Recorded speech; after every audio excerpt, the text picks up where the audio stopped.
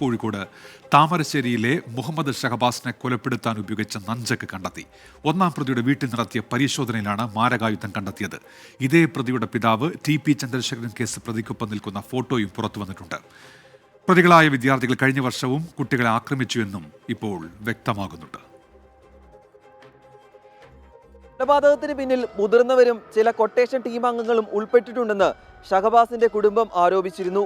ഈ ആരോപണം ദൂരീകരിക്കാനുള്ള ശ്രമത്തിലാണ് പോലീസ് ഉള്ളത്. പ്രതികളായ 5 പേരുടെ വീടുകളിലാണ് ഒരേ സമയം പരിശോധന നടന്നത്. ഒന്നാം പ്രതിയുടെ വീട്ടിൽ 11 മണിയോടെ അന്വേഷണ സംഘം എത്തിയെങ്കിലും വീട് പൂട്ടിയ നിലയിലായിരുന്നു.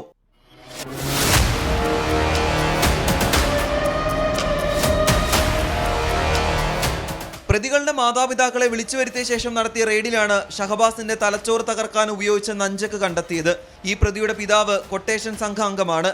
TP ചന്ദ്രശേഖരൻ വധക്കേസ് പ്രതി TK രജീഷിനൊപ്പം നിൽക്കുന്ന ഫോട്ടോ ആണ് ഇന്ന് പുറത്തു വന്നത്.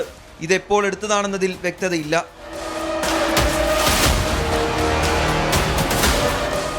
മറ്റിടങ്ങളിൽ നിന്നും 4 മൊബൈൽ ഫോണുകളും ഒരു ലാപ്ടോപ്പും കണ്ടെത്തി. ഇത് സയന്റിഫിക് പരിശോധനയ്ക്ക് അയച്ചു. കൂടുതൽ ആളുകളുടെ പങ്ക് കണ്ടെത്താനായി പോലീസ് കൂടുതൽ CCTV ദൃശ്യങ്ങൾ ശേഖരിച്ച് പരിശോധിച്ചു വരികയാണ്. മൊബൈൽ ഫോൺ, റീൽസ്, താരാരാധന എന്നിവ കുട്ടികളെ ബാധിക്കുന്നുണ്ടെന്ന് ബാലാവകാശ കമ്മീഷൻ അധ്യക്ഷൻ KV മനോജ് കുമാർ. സിനിമകൾ ഒരു ചെറിയ ഘടകമായിട്ട് വന്നിട്ടുണ്ട് ഇപ്പോഴും. കാരണം കഴിഞ്ഞ കുറേ നാളുകളായിട്ട് വയലൻസിന് പ്രാധാന്യം നൽകുന്ന സിനിമകളാണ്. അത് സുഖകരമായൊരു രീതിയല്ല എന്നാണ് ഞങ്ങൾ പറയുന്നത്. എന്നാൽ സിനിമ മാത്രമല്ല, മൊബൈൽ ഫോൺ അഡിക്ഷൻ ഉണ്ടാവാം, ഇൻ്റർനെറ്റിലുള്ള മറ്റ് ഒരുപാട് റീൽസുകൾ, അക്രമത്തെ പ്രോത്സാഹിപ്പിക്കുന്ന റീൽസുകളും ഒക്കെ വരുന്നുണ്ട്. ഇതൊക്കെ ഒരു ഘടകമാകാം.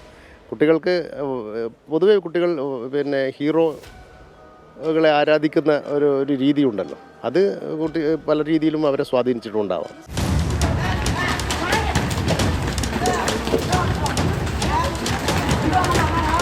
ഷഹബാസ് കൊലക്കേസിലെ 3 പ്രതികൾ കഴിഞ്ഞ വർഷവും വിദ്യാർത്ഥികളെ മർദ്ദിച്ച ദൃശ്യങ്ങൾ പുറത്തു വന്നു.